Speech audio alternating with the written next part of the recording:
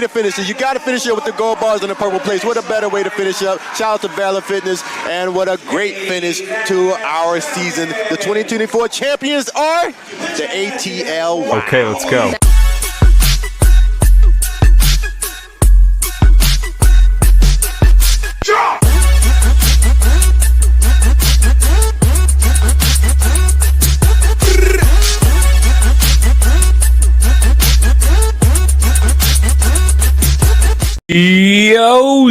Yo, what is up, everybody? Welcome to the Grit and Grind Show, brought to you by the Off the Bench Podcast Network. I am your host, Daniel Ball, and today we are talking all things United Grid League again, and we have a special exclusive interview with a champion, and I finally get to use this. The champ is here!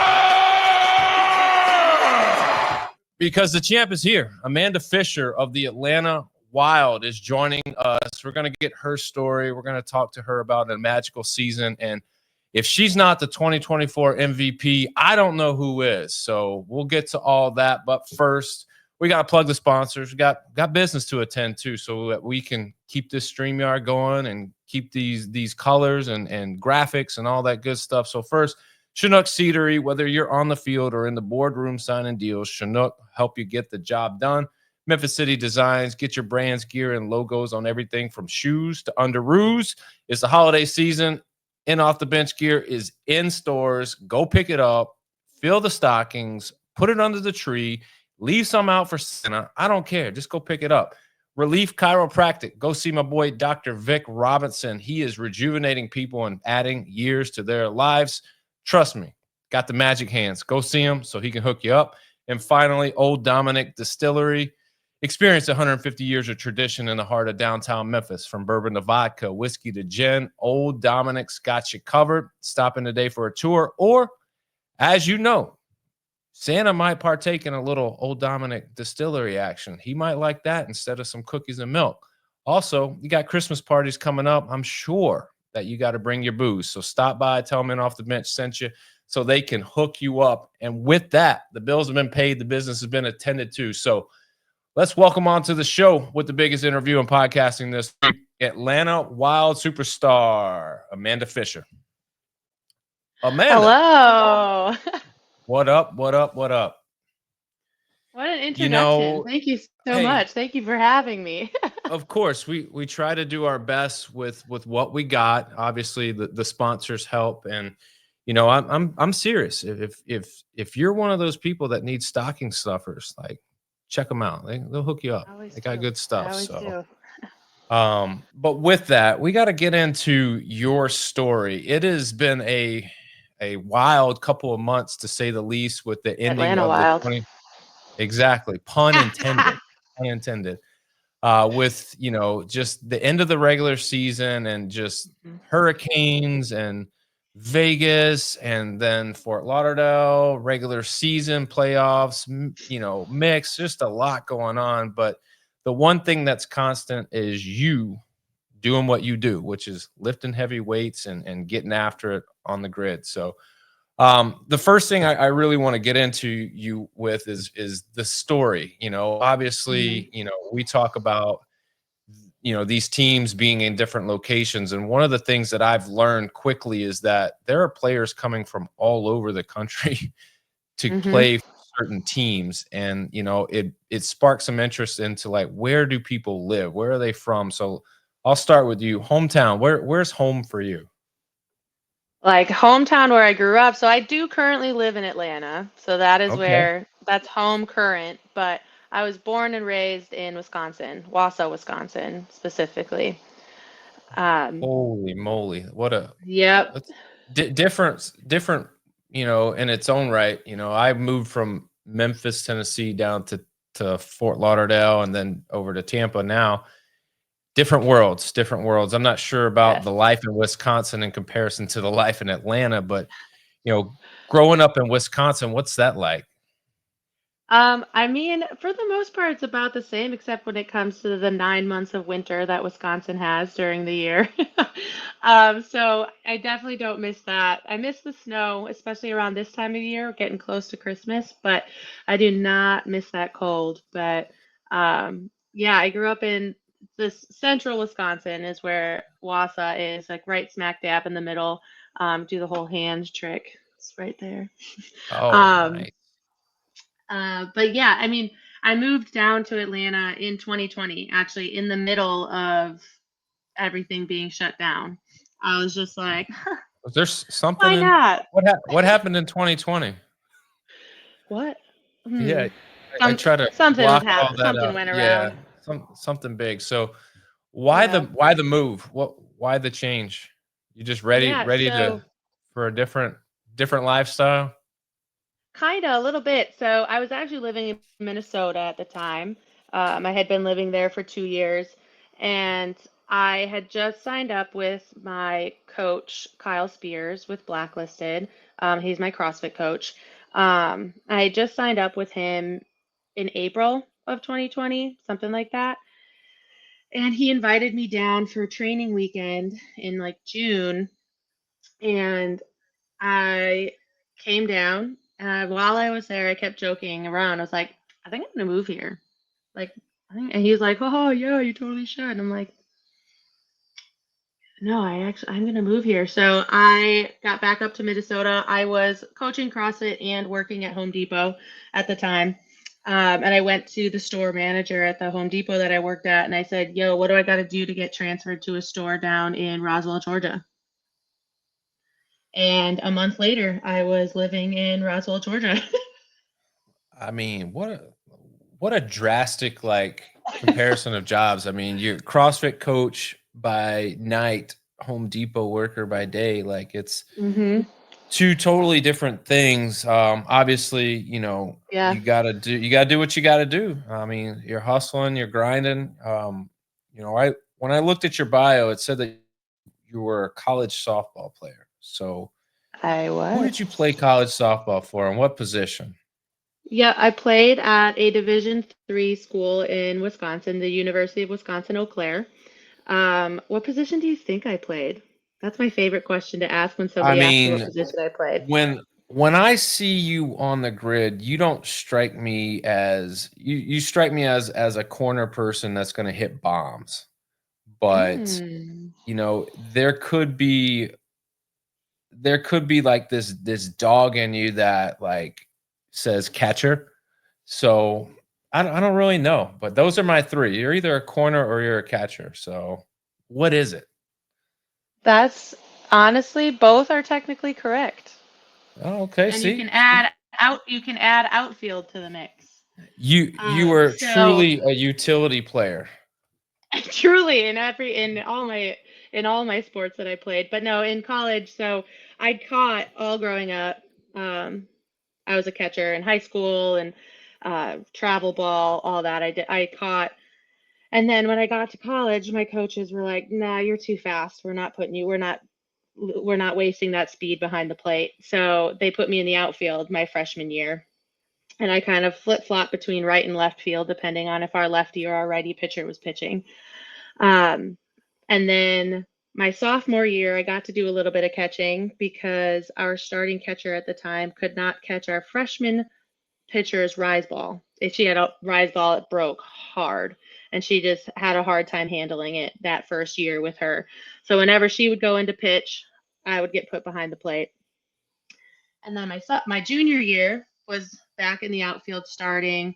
And the year before, so like my sophomore year, our senior third baseman had graduated. And so my junior year, we were trying to find a new third baseman because this chick, she had started at third her freshman year and was 4 years she played third base. She was solid, like she was our girl. And so we're going through, and we just couldn't find somebody who was consistent enough.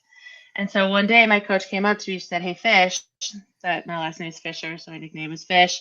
"How do you feel about playing third base?" And I said, "Coach, you know that I have never played an infield position in my life, but I will. If you want me to try it, I will do it. Let's go."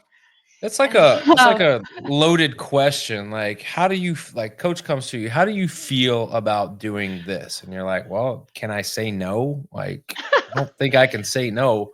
It's like your In the hot CrossFit corner, coach. nonetheless. Yeah, your CrossFit coach programs a workout for you or some type of strength complex, and you're like, do I really got to do this? Like, Yeah. yeah, you do. So So you get to play all over. I mean, to me, that is the antithesis of what you're about. Like, you are kind of somebody that is the glue person. You can do yeah. anything and everything. You're there for the team, and not only do you see that on the grid, but you're sharing stories that back that up. Once you leave softball, I find it like very similar in most athletes' situation that find CrossFit. They need something to fill the competitive void. And it's like Absolutely. they go into a box for the first time and it's like hard and they die, but then they recover and they're like, I want to do that again. So do you have a similar story as far as once softball was done, finding CrossFit? I sure do. Funny enough, I actually walked into a CrossFit gym my freshman year of college um, to check it out. And at the time, that was like 2011, 2012. So it was still back in the day when CrossFit really had the like bad name of like, you're going to get injured if you do CrossFit. And so I was like, oh, this looks really cool, but coach will never let me do it. I'm a college freshman. I can't afford it, yada, yada. But once I graduated, for about a year, I tried to do my own thing at like a Planet Fitness or like whatever. And I was just like, and so I Yeah. walked back into that same CrossFit gym. And yeah, basically the rest is history. It filled the competitive void and it filled the community. Like I was a team athlete my entire life, volleyball, basketball, softball. Like I never really played a sport that was an individual sport. So it also filled that like kind of community thing that I was missing as well. Yeah, it's very strange. Like, I'm sure you realize this. Like, not everybody, in your circle, or at least for me, not everybody in my circle was CrossFit at first. Once you stay in the Hmm. gym long enough, you develop friendships, and like most of your circle is the people Yeah, that you work out with. But for sure. explaining to people the love and the passion and the joy around CrossFit and why you do it, like some people they just don't get it. And Yeah. it's one of those things I revert back to, well, like it's like this competitive feeling that it's very supportive and it's very individual based, but it's just something that fills the gap. Once you get out Hmm. of college and you don't have that sport anymore, you need something, or at least most people do. Absolutely. So, but you obviously developed the craft because you were a two-time semifinal athlete in the CrossFit space. Hmm. What years was that, and what's that training like? And is that still something that you're pursuing today? Yeah. Yeah. And so that's like back to the question of what prompted my move down to Georgia was I was wanting to start taking competing in CrossFit like super seriously. I wanted that to be my thing. So I went. It's actually been three years semifinals. The first two were team, and that was in 21 and 22. And we were one spot away from making the games both years. I know, I know. And then in 23, I was kind of forced to go individual, just because I didn't have a team. I was planning on staying team in 23, but just kind of the two people from the year before, like right away, were like, we're out, we're done. And then one of the other guy, him and I at first were like, yeah, dude, let's find other people. Like we're gonna do this. And then that just kind of fell through. So I'm like, all right, well, I guess I'm gonna throw my hat in the ring for Indy and made it to semifinals in 2023 as an individual, and then was actually took 18th. And that was the year they took 11 girls from North America East. I was in the top heat pretty much all weekend, which was pretty freaking cool and really unexpected. And that kind of where it started my individual career because I was like, wow, okay, I actually have what it takes to do this individually. So that's kind of what we've been trying for the last couple of years. I didn't make semifinals this year, but it just be like that sometimes. I mean, when you're talking about like the sport of CrossFit, it's random and unknown. I mean, there's a degree of which if you do it long enough, you kind of have an idea of what you might come across.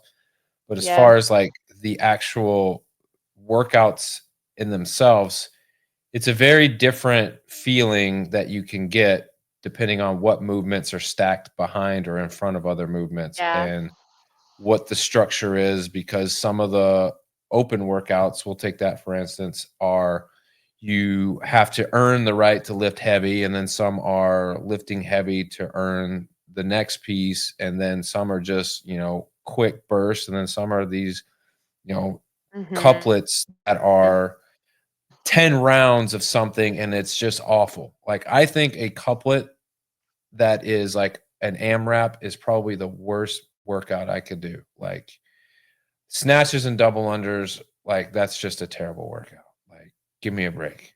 But you thrive on stuff like that. You compete with a team and then you move to individual. The thought process in my eyes as well is it different to train individually than it is training for a team? Or is it no, I do the same, whether I'm give it my all, so to speak, no matter if I'm a team or an individual. How does that work in regards to training? Yeah, great question. Overall, it doesn't change. Like at the end of the day, you're I'm giving everything I've got to every training piece, everything. But what changes a little bit is who you're accountable to, right? Like when I am when I'm on a team, it's like in the back of your mind, you're like, I'm doing this because I don't want to let my team down. I don't want to be the weakest link. Want to I want to help carry this team and be successful for this team. When it's individual, at the end of the day, I don't want to let myself down. I don't want like all this stuff. It just becomes who you're accountable to and kind of that sort of thing. But overall, the mindset stays the same, and the training looks a little different. You train just as hard, but you just train differently because team events are very different than individual events. But mindset in general stays the same Yeah, it's for me anyway. I feel like in some regard it might be easier, but in some regard it might be more difficult because as an individual, like it's nice to know like my performance will only affect me, not Hmm. my performance will affect others. Um, Right. but sometimes that's a hard pill to swallow because if you don't perform to your capabilities, which happens in CrossFit, it's just the nature Hmm. of it. It it's hard to go, well, shit, that's on me. Like I got to look in the mirror there. That's Yep. that's on, that's my Yeah, fault. you can't blame anybody else. Yeah. You can't say, Yeah. "Oh, well, if so and so would have done." No, and that's honestly Right. exactly what happened to me in 2023. I was having, I mean, overall, it was a great weekend. I was not expecting myself to be in the top heat all weekend long. I was like, what is happening? Like at the end of the weekend, I was like sad I didn't make the CrossFit games, but I was like, I wasn't expecting to be sad because I was hoping for like top 30 because there were 60 girls Yeah. that year. I was just hoping to be in the top half, and that's kind of what happened. I had one event that my abilities were way higher than what I showed on the floor. It was just a bad event, and that happens. But if I would have performed like that much better on that event, I probably would have made the games that year. And that's kind of like, dang, because and like right, I had no one else to blame. It was just me. It was just me out Well, there, and I had a bad workout, and that happens.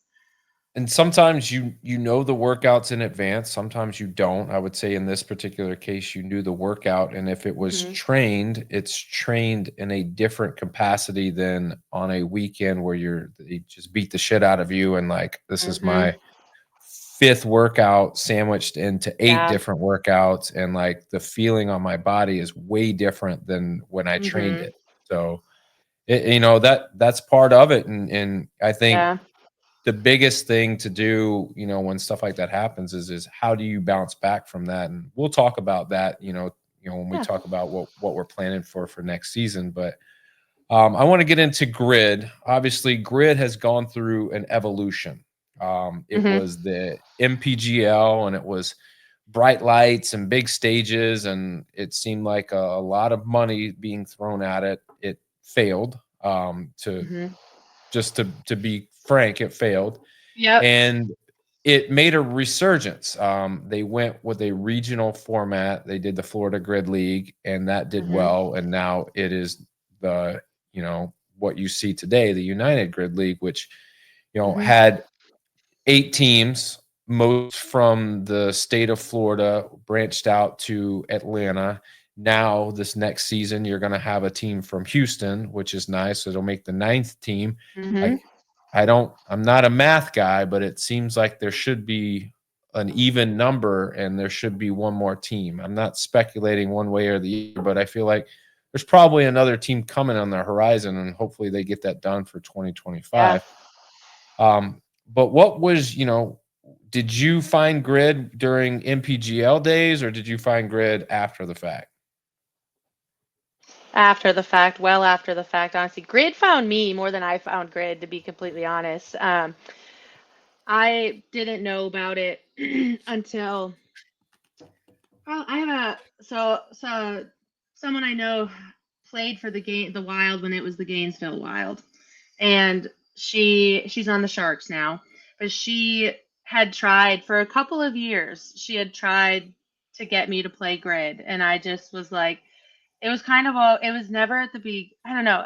For some, it just wasn't something that worked out for me the couple of times that she asked. And then of course she switches teams and then I joined. But Right. yeah, no, Grid kind of found me. Dan actually walked into the gym Dan Jackson, our coach, and at the time owner, he walked into my CrossFit gym when I was coaching, and basically it was like, after I was coaching, obviously, but he was like, "Hey, I want you to play for my team." And I'm like, "Tell me more." And then that was last year, 2023, and I'm like, "Hell yeah, let's do it." So what does your coach say when you propose the idea of, I want to do this? Is it a full support? Hey, yeah, let's do this. That's gonna just be another layer of what we can add to training, or is it, hey, Amanda, we really need to think about this. If your goal is to make the CrossFit Games, we got to talk about how this impacts that. It's a little bit of both for sure. Like he's super supportive whenever I'm just like, "Hey, I want to do this." If he has any hangups about it, like, it's kind of that conversation. It's like, "Okay, well, what's your main goal? How is that going to affect this? Is it going to take away from that?" And then at the end of the day, it's always my decision, and he always supports any decision I make. The nice thing is, because I'm a utility player, I personally don't have to do a ton of like grid specific training. My training can look a lot the same and just kind of throwing grid elements into that, like the double touches and the triple touches that you don't see in CrossFit. But at the end of the day, a lot of what I'm doing out on the grid is what I'm doing in CrossFit every day anyway. So my training doesn't really have to change. The way it affects my training the most is after.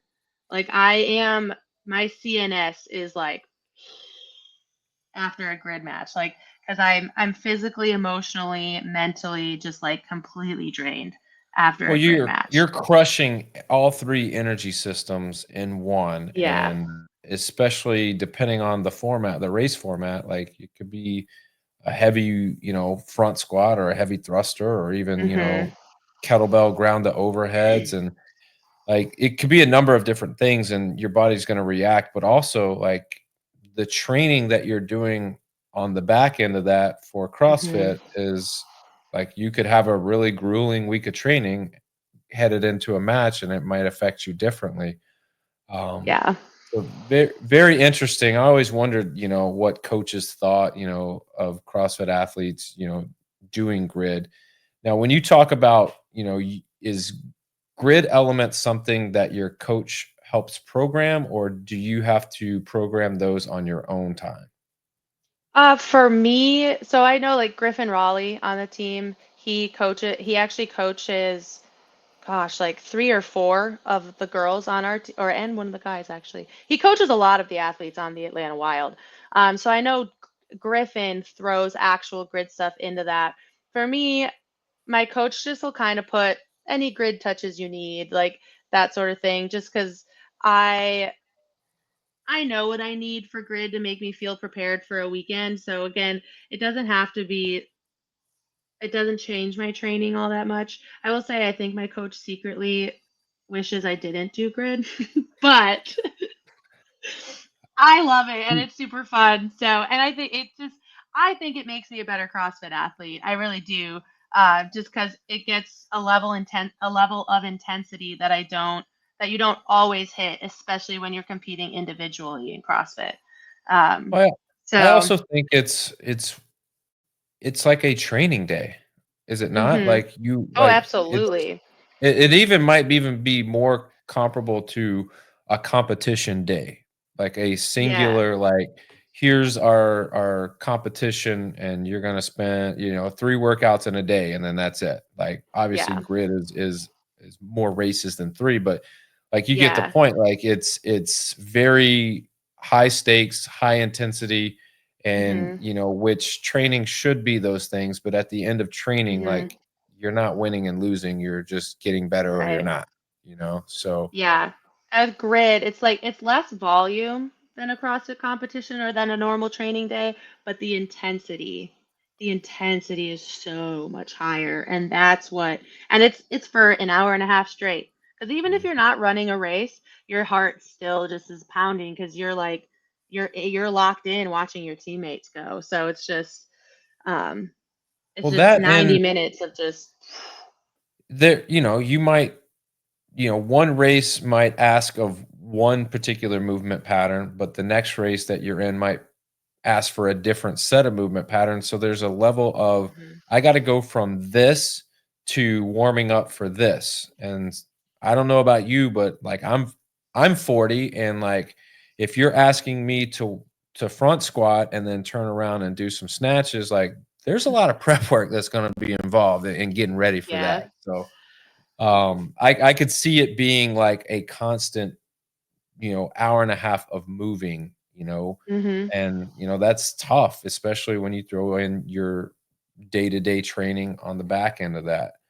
But Yeah. what I do want to get into is this season, because it was a magical season. Anytime that you're able to be the top team in the land at the end of the season, Yeah. that's a big deal. And the first thing I want to ask you in regards to this season, championship aside, all right. Mhm. Did you see it when the year started? Did you go, we have what it takes to win it all?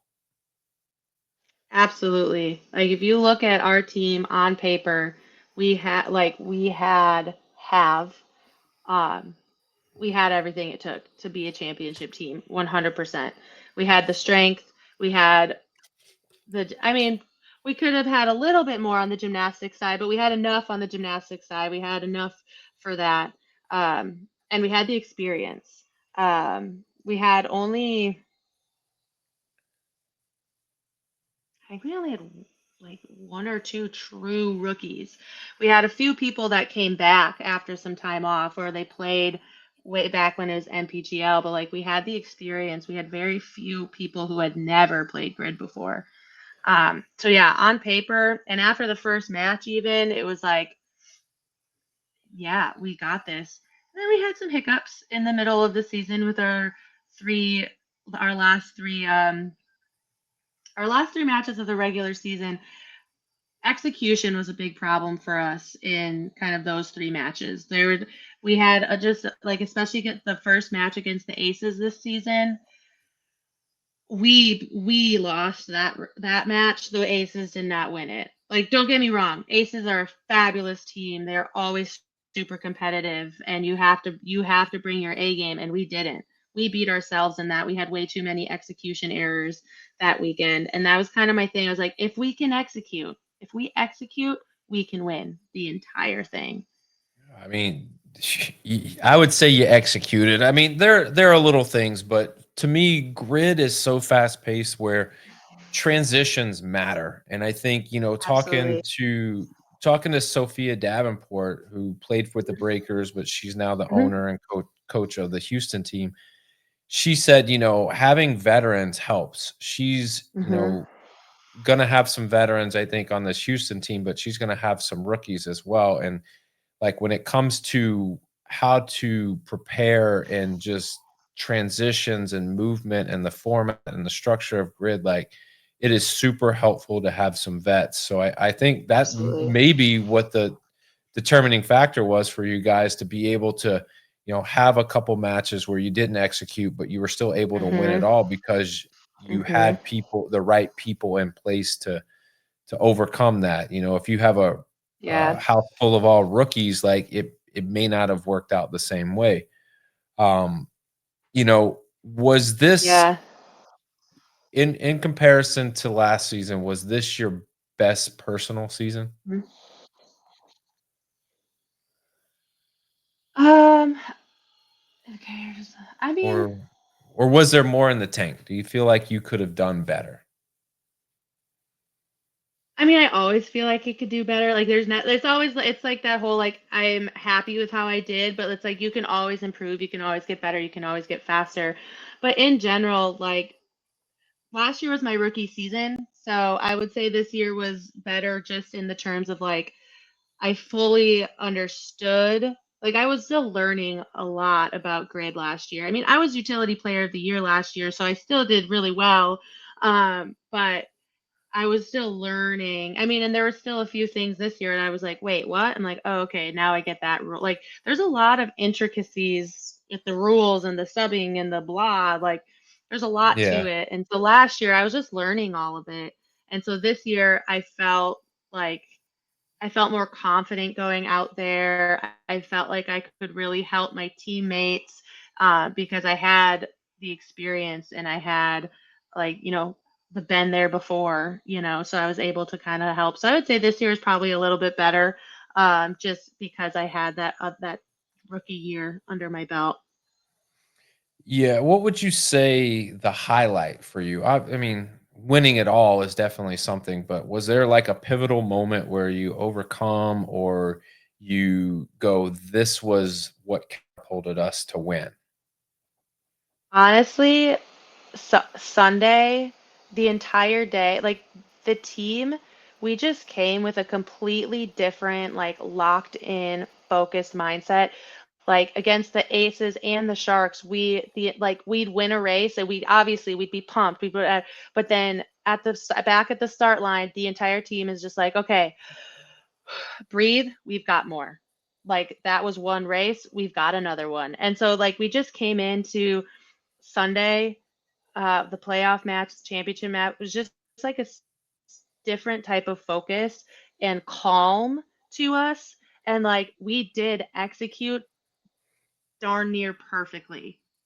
Like again, there's always going to be little things, but it's like the team that I knew we were and that we knew we were showed up on Sunday. We were so locked in.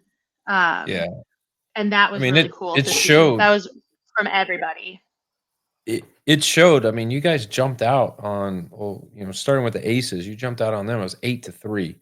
And then you get a Hmm. ringer match where I think it was Darren Lasso who does triple unders, and you saw, you commented on this, but like, had it not been, if it was anything else other than triple unders, which is like a very Yeah. specific thing that you're either good at or you're not, and when I say not, that means you're just okay at it if you can do it. But Yeah. he does well, and that kind of like being that it was a bonus flag, and it kind of changed really the look at the time. But at the end of the match, like when you look at it, like that was the one thing that got them kind of believing that they could be in the match. But the reality is, like, you guys dominated start to finish. And the Yeah. same thing carried over against the Sharks. You guys just got out early, and nothing against the Sharks, but it was almost, No, you they're a could great team. see, yeah, they are a great team, but it was almost like they were shell shocked. They were like, what, what are we I gonna think do? that partner forward, I think that partner forward is probably one of my favorite moments of the entire season. It was funny. we were all hanging out between matches, and Blake Kidder, one of the big dark-haired bearded guy, he says to me, he goes, just know we're probably going to be a little bit behind going into quadrants 3 and 4 of that partner forward. And I feel comfortable saying this on here because I said this to everybody on the team who was there. I said, okay, this is zero offense to anybody on this team, but Griffin and I are always a little bit behind going into quadrants 3 and 4 of partner forward. And it's just kind of a running joke. I was like, so that's not new. We're used to that. And so to be, what was it, like 4.5, 5 reps behind going into that, Yeah. I was like, here we go again. But then to actually come back and take that race, I mean, because really we took that race. That race was theirs to lose. Mm-hmm. And It's we came back and we took it, and that set the tone. And like you said, I think that like you could see the shift yep. in the And entire Sharks team after that. They were like, shit. I mean, me watching it, I'm like, okay, this is not the same team that I've been watching. It's the same people, but the intensity and the level has been ratcheted up. And I think you guys knew the stakes that were on the line, and you wanted to take every advantage of doing the best and putting yourself in a situation where really, I think you guys put yourself in a situation where score didn't matter and performance didn't matter. It was Right. just like, we're good. We're going to cruise. We're going to enjoy this. We're going to have fun with this. Because, I mean, you even look at the sprint relay at the end, like you didn't have to win it. You just had to finish it. And you Oh, didn't win it. You yep. just finished it. And it was kind of nice to have that moment where you're like, all right, we can sit back and just watch Griffin power through these and finish it Yeah. up. And I think And one of because we also, oh, go ahead. Sorry. I was gonna say, in it's awesome to see like his excitement coming off the grid, because everything is so intense during these matches. You rarely get that joy. You get that like pumped up, amped up, like let's fucking go like emotion, but you rarely get that like elation, like I'm super happy like emotion. So it Yeah. was nice to see a different side of it for sure. Yeah. Well, and it was, I mean, because we also went into that match knowing that we were conceding a race. We went into that match knowing that we weren't running the Jack and Jill because we didn't have anybody who could safely do the backward roll to supports. Our guy who can do that was injured. He didn't play all weekend. And he's Tyler Billington. He's one of our main body weight specialists, and he got injured in Vegas. So we also went into that knowing that we were conceding that race, and there was a good chance they were going to throw their bonus flag on that race, whether we were running it or not. Because I will say, even if we had run that race, the Sharks would have beat us on that race. They have some of the best gymnasts in the entire league.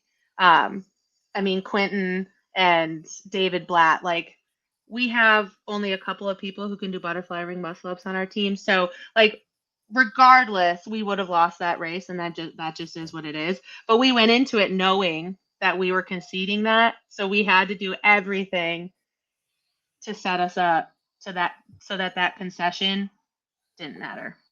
Well, that's probably, I mean, you come out of the gate swinging and you're hot because like down the road, and it's not like Jack and Jill is like in the first half. It's the back half of the match, and like you don't want to be in a position where you're going to concede a race, and it's at the end, and you don't want it to mean something. So, knowing that, my question is did you said the Sharks were probably going to throw their bonus flag? Did they know that your gymnastics bodyweight specialist was hurt, or did they just assume that status quo, he's going to be in?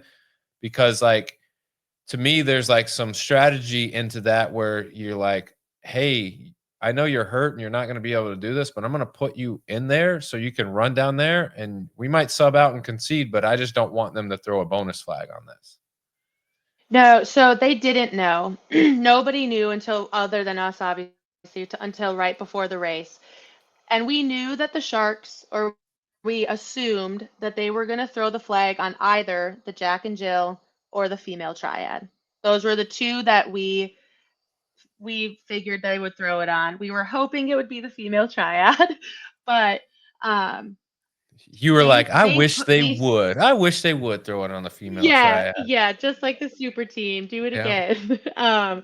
No, so they had actually already thrown the flag before they knew we weren't running it.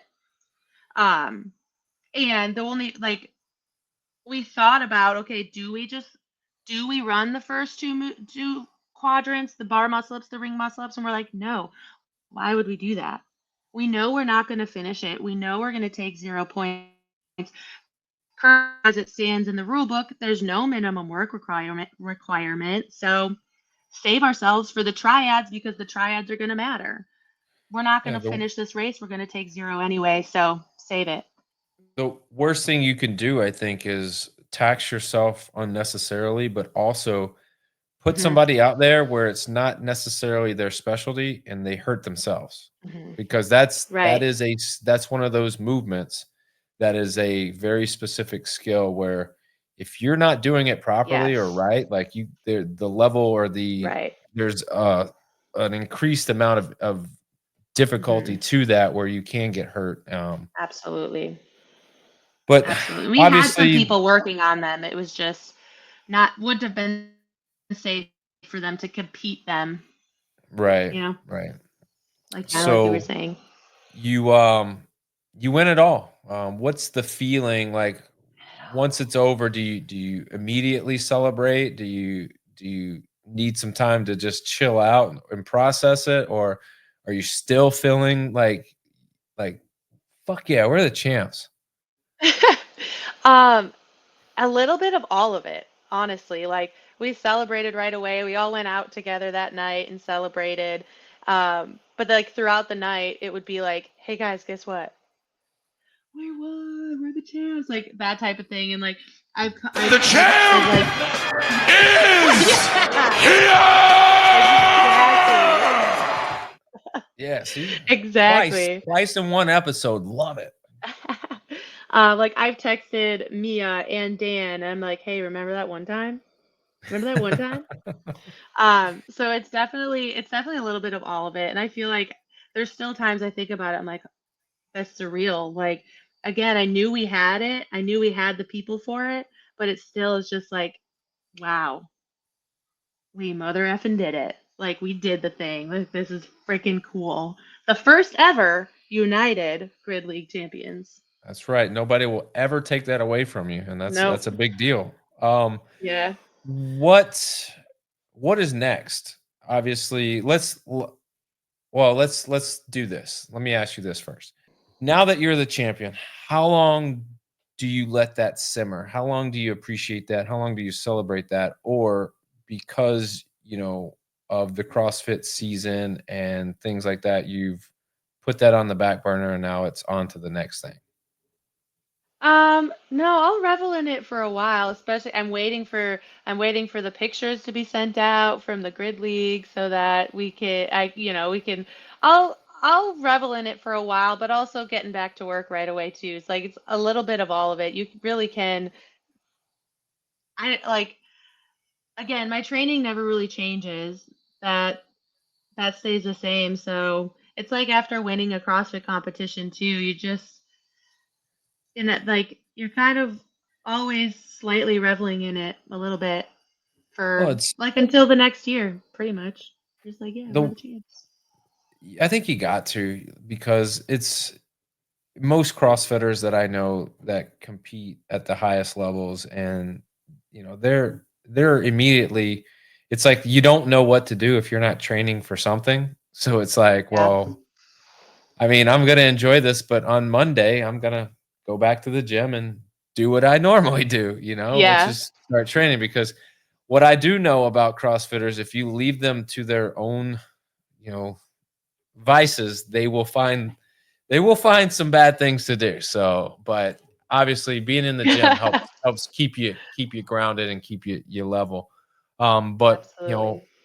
personally, what's next? Mhm. Is it the Open? Is it Wadapalooza? Is it a certain event or a race, or like what are we doing? What's Amanda training for? Yeah, so next up is Wadapalooza. I qualified with some friends for the female elite division. So we are going to be doing that. It'll actually be my first time at Wadapalooza. I've never competed at Wadapalooza before. Oh, you're in for a treat. I'm You're very in for a treat. excited. And they're at the new location now, so we'll see how that is. But yeah, so that Wadapalooza's next. 2 weeks after Wadapalooza is Fittest of the Coast. So I qualified pro for both individual and team. So 2-person team. That one's male, female. So we'll be competing at Fittest of the Coast. And then after that, I'm honestly not quite sure. I have not decided what I'm doing. Yeah, and we don't have to get into the specifics on all that, but I always wondered, like, I feel as though the competition is like the reward, and like the qualifying and all that is like the stressful part. Like even the training up to it, I just feel like when they send qualifiers out and they're like, "Hey, you got 24 hours to complete this and submit it," I just feel like, God, like that is just too much stress. So like how do you balance all that? Obviously you have a life to live as well, and you have jobs, and but on top of that, you've got to find time to set up cameras, make sure that the timer's on, make sure you have a backup camera, make sure you have a backup timer in case the power goes out, make sure that you upload it as a MP4 and not a movie file. Like just silly stuff, but just seems like a lot. Like how do you balance all that? Yeah, qualifier season is my least favorite time of year. I hate qualifiers because I'm a performer. I'm an in-person athlete. Like I'll do just fine on qualifiers, but like plot me into a competition and I'm gonna perform. Like you're just gonna see some good stuff. So qualifier season is tough for me just because it is stressful. And then on top of it, right, like this year, like with grid happening in the middle of qualifier season, like I was in the middle of the Fittest of the Coast qualifiers.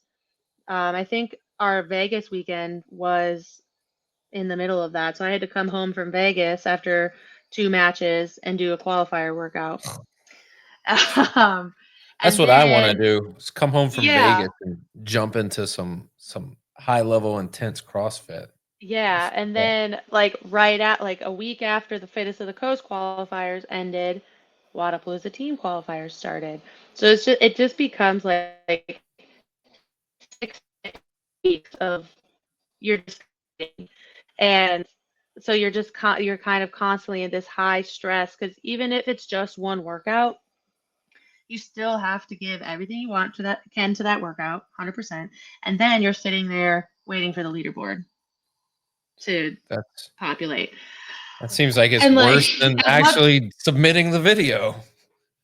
Yes, and so like I try not to look at the leaderboard a ton. I try not to do a ton of leaderboarding. I'll look, see where I'm at, and I will put it down.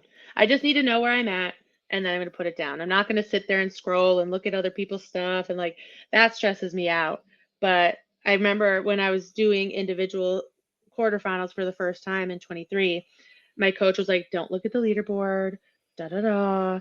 And like the first few workouts, they went fine, but they didn't go as well as I had wanted them to. So I'm like sitting there and I'm freaking out. I'm like, oh my gosh, I'm probably like 700th place with no shot of even making it.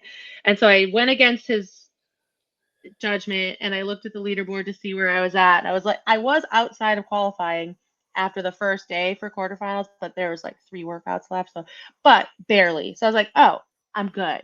We're good. Yeah. I just need to know where I'm at. But it's just it's just so stressful because you also can't control anything other than what you can do. But that doesn't change that it's like so freaking stressful because then there's the video review and you're like, am I gonna get a major penalty? Right. I'm like you. Just let me show up and tell me what the workout is, and I'll just do it. I don't Yeah. I don't need to qualify. Like, I don't want the whole stress and the whole gauntlet of video submissions. And then once it's submitted, leaderboard browsing until like your score's posted. And, but I guess at the end of it, it's nice. Like in your case, like, okay, you had 3 workouts left. You weren't where you needed to be. So it's kind of extra motivation to Hmm. like, I got to get my shit together and make sure I'm on point for this last little push. But also, like, nobody says like you just got to qualify. Nobody says you have to be the best, in that stage, which Hmm. like is probably hard in some aspects, but in others, it's like, well, I just need to get there. I don't need to worry Yep. about where I'm at. I just need to be in the Right. group. So I'm never trying to win a qualifier. That's never my goal for a qualifier. I'm just trying to get there. Um, but yeah, so when all that's happening, I just really make sure to I have a dog. She loves to go for walks. So I make sure to get her walked. I read. I'll just stuff to distract me. I'll put my phone down away from myself so that I'm not tempted to look at things. And I just try to distract myself from the stress of that. hey, do what you got to do because it's Yeah. it's it's not a healthy habit. I'm telling you, it's drive you crazy. But before we go, I Hmm. want to ask you, and I've been asking everybody a hypothetical, and I just kind of just a fun way to end the episode. But here's the hypothetical. I'm just curious your thought process. Let's say that you find a book. In this book, you start picking it up and reading because you don't want to look at the leaderboards. You need to distract yourself. So you're reading this book and you realize this book is the story of your life. Okay. You read and you're just engrossed and you can't believe all the details and all the things that are exactly perfect, that are written in this book about your life. You get up to present day and, you're on a podcast with me and we're doing our thing and you realize like you could read more and find out how your life ends, or you could put the book down. Like, what do you do? Are you the type of person that has to read and and see how it ends, or could you put the book down? That's a really interesting question. That's what Because I'm I here could, for. I'm here to yeah, throw out the thought provoking questions. because I could see myself doing both. Um, it would that like almost slightly depend on my mood in the moment, but I think in general, I'd have to stop. Like I want to know, but there's part of me that's like, if you know, like let's say I keep reading and 3 chapters after this one, it's like she qualifies for the CrossFit Games, right? And I'm like, oh my God, I'm going to qualify for the CrossFit Games. Hell yeah. And then at that point, is that going to send some way like, oh, well, I know I'm going to qualify. So is that going to change something about what I would do to get there? You would think not, but like, it's kind of like, oh, well, I'm going to get there. So do I have to da da da da da? Plus, that would be a very interesting book. My life has, I know. uh, there 3, 5, 10 years ago. There's stuff that happened within those years that you think your life's going in one direction. I mean, heck, if you would have told me I was going to be living in Atlanta, Georgia, I would have been like, why?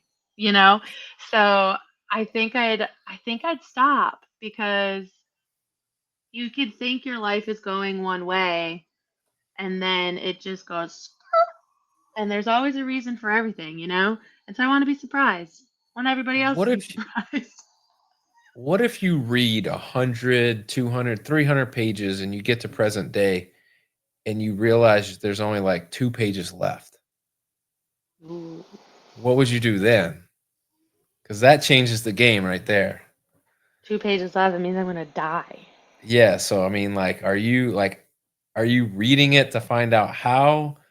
Are you Mm. reading it to just know? Are you putting it down and going, you know what? I'm just going to live my life to the fullest for these next 2 pages, and whatever happens, Right? happens. Yeah. Oh man, It's because I don't crazy. think I want. I don't think I want to know how I go. Because like if it's like a car crash, it's like okay, I just won't get into a car. I just won't get into a car. I'm gonna cheat death. I won't get into a car ever again. But honestly, I'd probably keep reading, and then Because then I would know the moment, right? So it's just like you said, I can do all of the things up until that moment that I want to do. What's left in my bank account? I'm gonna blow it. Like, let's just go have fun for the last 3 days that I have left. Right. Well, I mean, it's an interesting hypothetical, obviously. It is an interesting hypothetical. Just a fun way to end the episode. But before you go, anything that you want to plug or promote? I mean, I feel like there's a lot out there. I mean, I There's a feel like lot out there. I mean, just in terms of the grid season for me, a thank you to Dan, Mia, John as our coach and our owners, to all of my teammates, like freaking amazing. Love them all to death. Like when we say we're a family, we really mean that. And then for grid, my individual sponsors were Heavy Handed Hand Cream. If you're looking for a good hand cream that helps keep your like, I have really rough, dry hands. That stuff works. And also, when like you're training a lot and then your hands are just like really tender and sensitive, there it is. That helps alleviate some of that tender, sensitive feeling. So heavy-handed hand cream. Benchmark Coffee was also another one of my sponsors. Great coffee if you're looking for something different. Those are my teammates for Wadapalooza. There's coffee. I don't know if that's There's benchmark coffee. coffee. But so those are like my individual sponsors. And then obviously I know John and Mia mentioned Beast Pack, Grey Group Tactical, Zero FG Energy for our team sponsors, Swim Docs. Dan's a swim coach as well. So that's his swim club, I think. Mia's father-in-law, RJ Hibbard's dad, his business sponsored us as well. And then just like everybody who supported us throughout the season, like I can't think like the grid volunteers, like some of those are some of the nicest people ever.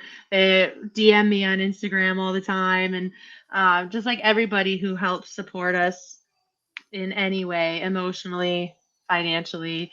I just can't thank people enough. I do it because I love it, but I see the impact it has on the people that aren't, or like that the people are watching, who are watching, and we wouldn't be able to do it if it wasn't for them. So just kind of everybody. Let me share a story with you. All right. Ready. And this is kind of leans into what you're saying. All right.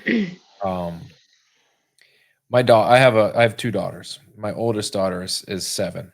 And one of the things that I get jacked up about is when I put on CrossFit or grid and she watches intently and then mimics the movements that she sees.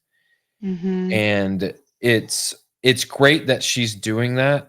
But what is even more powerful is when she sees females doing those things, it puts in her head, well, I can do that. Mm-hmm. And that matters to me. And that means more than, I love the sport and I'm passionate about it and I enjoy, working out and doing CrossFit and I'm watching grid and covering it. But it's better when you do a competition and your daughter stands on the sideline screaming at you and you're on the ski erg and she's skiing right there with you with no handles, just going to town, and you're doing burpees and so is she. And like, it's all because of people like you that get on there and like crush it. So thank you for what you do. And that means a lot. But, before you get out of here, I want to tell you, congratulations again. Thank you. Just for the heck of it. The champ is here! We'll leave you at that. Have a healthy, successful training season. Have fun at Wadapalooza more than anything. I hope you guys crush it and hope you win. And then hopefully, whatever you choose to do moving forward with CrossFit, you get to wherever it is that you're wanting to be with that. So I appreciate your time. Thank you so much, Amanda, for having me. Absolutely. That is Amanda Fischer, everybody. If you like hearing Amanda's story or you just like hearing us average Joes talk X's and O's, please like and share the podcast on Facebook. retweet us on X, listen and subscribe wherever you stream your podcast.